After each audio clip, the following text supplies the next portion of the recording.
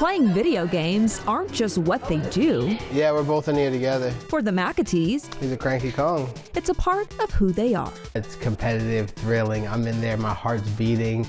It can get real sometimes. Checkpoint. Which means it can also get intense. We'll even kick people out of the group if they're not carrying their weight. You gotta get out of the kitchen if you can't take the heat. It's dangerous, it's fishies. And just a little loud. Nobody's dying. But it's how they've always shown their love for one another. I remember when my kids were little, we would sit and play like big MMO games. And moments of love like this have meant a lot more to Jared since March 2019.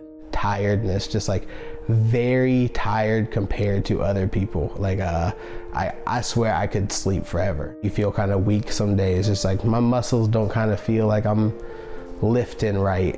He's talking about some of the daily struggles he's faced since being diagnosed at 18 with multiple sclerosis, the disease where the immune system attacks the protective covering of nerves. One day I just woke up and it was just, I couldn't see. It was just kind of like you can see, I can see out of one eye perfectly fine, see out of the other eye perfectly fine, but when I had both eyes open, it was just two of everything. And so I went to my mom and was just like, hey, I can't really see. It was kind of just a kind of moment of just like, I don't know what's happening, but something's not right.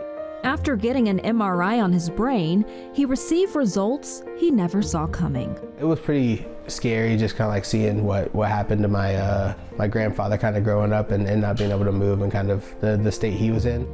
According to the National Multiple Sclerosis Society, nearly 1 million people in the U.S. are living with the disease. Although symptoms look different for each person, some include cognitive changes, vision problems, and fatigue. There's a potential genetic predisposition, so you may have inherited a gene or series of genes where you are, again, more likely to develop MS, but not guaranteed. There's environmental factors, childhood obesity, low vitamin D, cigarette smoke exposure. Experts like Piedmont healthcare neurologist Matthew Carraro say there's no way to prevent MS, and people of all backgrounds should be mindful. It is historically more common in people of Northern European ancestry or descent. African Americans can still get MS, people of Middle Eastern descent, people from Africa, people all over the world can get MS. Dr. Carraro says there are over 20 treatment options like injections you can give yourself, pills, and IVs you can get at infusion centers.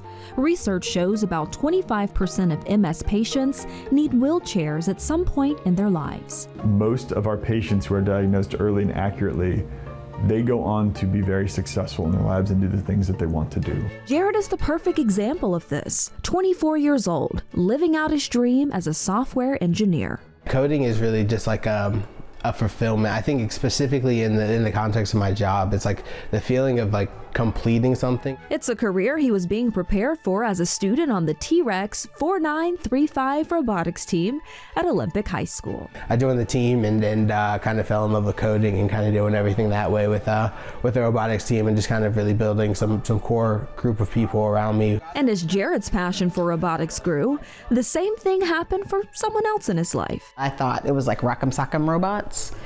And I went to their first competition and sat in this high school arena and saw these kids and these massive robots that were moving and throwing balls. And I was like, that's actually really freaking cool. From there, Melissa was hooked. She went from bringing snacks to support her son, That's a dinosaur. to now serving as the co-lead mentor 10 years later. She's just very loving, a huge role model. She makes you feel like you're meant to be here.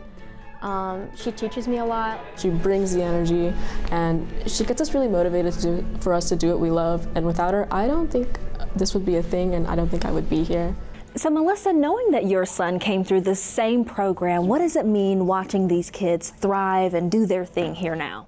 It's amazing, and I'm super proud of them because they are learning skills that most adults don't have at a high school level, and it's setting them up for success beyond my wildest imagination. As she pours into students every Monday through Saturday, it reminds her of how mentors like Greg Saw poured into her son Jared when he was in the program. He really has excelled. I mean, he was excelling even back then. Where he's come from since then is just mind-blowing, what he's accomplished.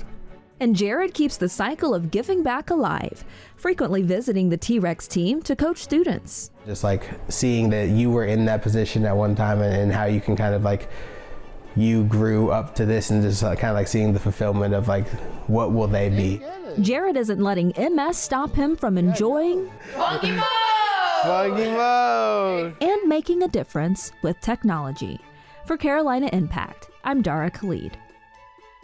Thanks for watching, and if you don't want to miss any more great regional stories, please subscribe to our PBS Charlotte YouTube channel.